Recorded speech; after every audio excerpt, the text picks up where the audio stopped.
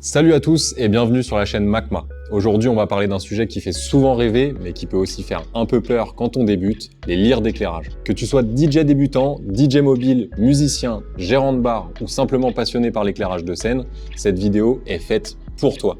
Le but ici est simple, t'aider à comprendre comment choisir les bonnes lyres, sans jargon compliqué, sans prise de tête et surtout sans avoir besoin d'être un expert en lumière. Alors, pourquoi les lyres posent problème quand on débute? Quand on commence à s'intéresser aux lyres, on tombe vite sur plein de termes un peu obscurs.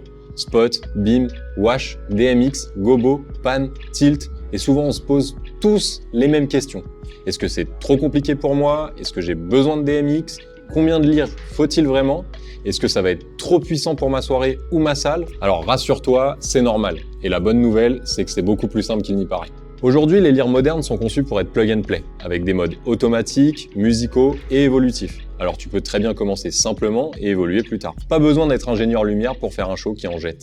Dans cette vidéo, on va voir ensemble ce qu'est réellement une lyre et à quoi ça sert, les différents types de lyres, les critères importants pour bien les choisir, puissance, couleur, mode de contrôle, des exemples concrets de configuration selon ton usage et enfin, les erreurs les plus fréquentes à éviter. À la fin de cette vidéo, tu sauras exactement quel type de lyre te correspond, combien en utiliser et comment faire un choix intelligent sans dépenser inutilement.